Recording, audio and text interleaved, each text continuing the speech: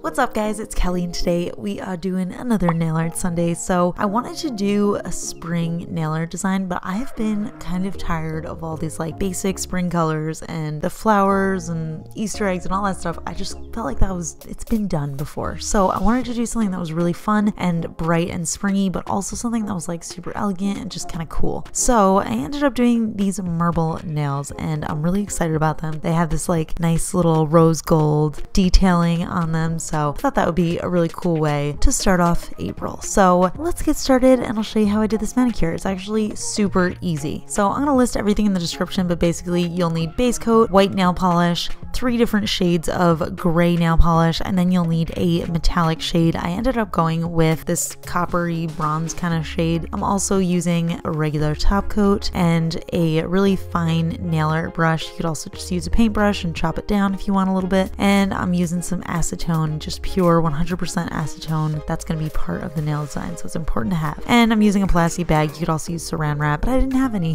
So I'm going to start off with my clean natural nail and apply my base coat, and then once that's dry, I'm going to go in with the lightest shade of gray nail polish. Mine is almost a white, and I thought that would be like the perfect marble base color, so love this color. And then I'm going to take my plastic bag and I'm just going to chop it up and crumble it, and you can also just do that with saran wrap like I said. And then I'm going to take my white nail polish and my medium gray polish. Mine's a little bit warm toned, but I thought that worked out pretty well.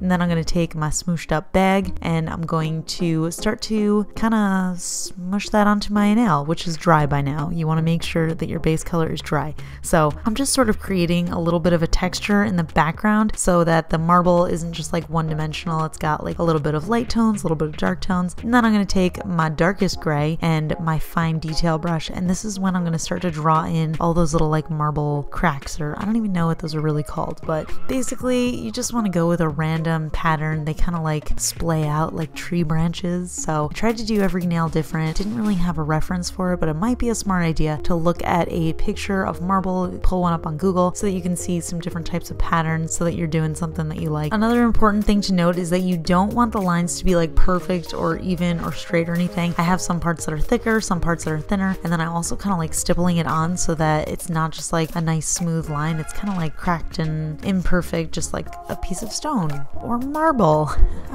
Now I'm going to dip the tip of my brush into the acetone and I'm going to actually put that onto the dark gray nail polish that I've lined on. And what this does is it sort of makes the gray fade out and look like a little bit old and look like it's sort of blending into that background a little bit nicer, so it's not such a stark difference.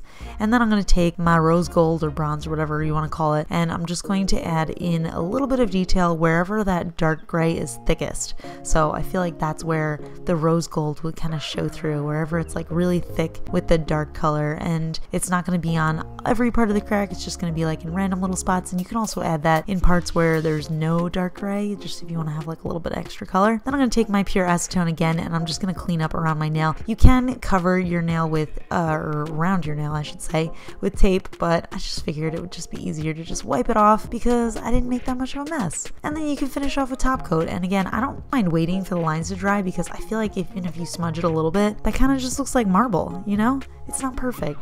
So each nail is totally different. Each nail is a little imperfect, and I just love how it turned out. So I hope you guys enjoyed this video. Give it a thumbs up if you did. Make sure you subscribe to my channel for more nail art every Sunday, and then other cool videos on Tuesdays and Fridays.